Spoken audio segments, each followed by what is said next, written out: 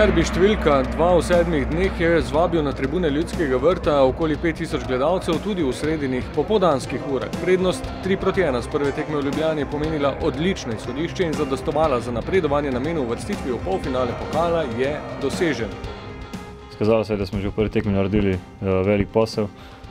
Tudi na tej tekmi smo si želeli zmage, imeli smo dovolj lepih priložnosti, ki bi lahko jih izkoristili v našo korist, ter bi tekmo pripeljali do konca za zmago, vendar v tej tekmi niti minute ni bilo vprašljivo o našem napredovanju. Olimpija je sicer s hitrim vodstvom obudila upe o preobratu, a je pri tem tudi ostalo. V 5. minuti se je po zračnem dvoboju med Šporarjem in Rajčevićem žoga odbila do Valenčiča. Šporar je obležal na tleh, akcija se je nadaljevala, Valenčič pa je z roba kazenskega prostora z natančno odmerjenim udarcem s pomočjo vratnice žogo usmeril v mrežo.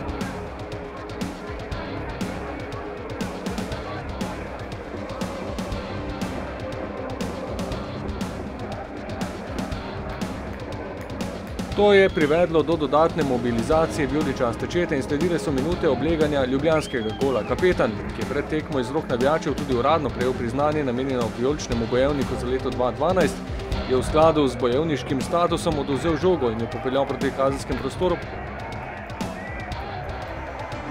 Podal do Mezge, ki je takoj opazil Cvijanovića, toda v posredovanju Zarifovića se je žoga namesto v mrežo odbila v kot.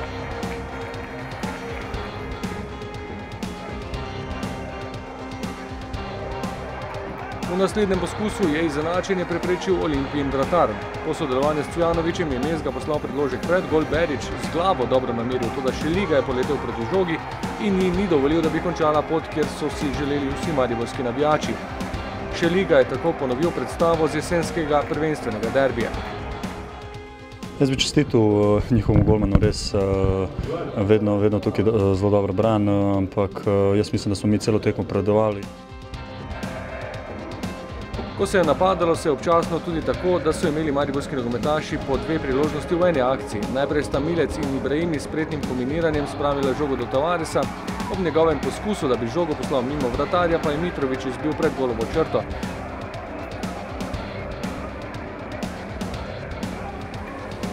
A nevarnost ni bila odpravljena. V nadaljevanju akcije je Milec v kazenskem prostoru našel Berića, udarec pa mu je znova blokiral Mitrović in ostalo je pri 0:1. Ko so se otresli pritiska, so gostje v prvem polčasu izpeljali hiter protinapad, a je Handanović s pravočasnim posredovanjem izven kazenskega prostora izbil žogo pred Valenčićem.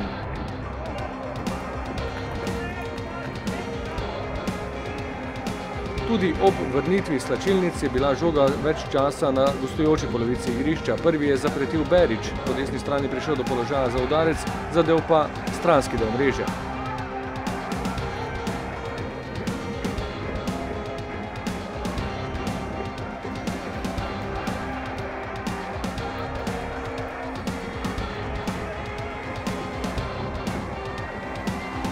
Dva poskusa je kot naslednji povezal Cvijanović, prvič z razdalje čez prečko,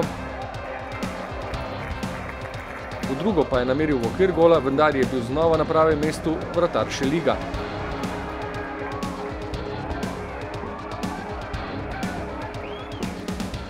Iz 69. minute bo ostala zabeležena še vratnica. Ibrahim je poslal predložek pred gol, Šeliga pa se v potrditvi statusa junaka tekme ravno toliko dotaknil žoge, da jo je odbil pred kapetanom. Tavares je bil nato prekratek, da bi potisnil žogo čez golovo črto, zadel je le vratnico.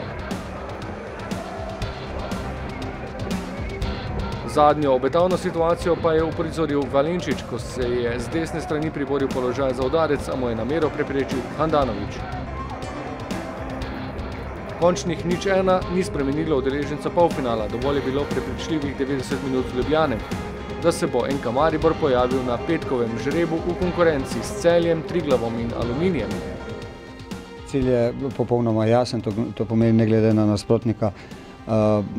Smo favoriti, igramo 2 tekme v polfinalu, to pomeni, da imamo res lepo priložnost, osredotočeni bomo na to, da osvojimo še eno lovoriko, tako se bomo obnašali na igrišču, ne glede na nasprotnika. Do novih pokalnih preizkušenj ostaja na tabli z delovnim programom napis Olimpija. V nedeljo je spet na vrsti večni derbi, tokrat za prvenstvene točke v Ljubljani.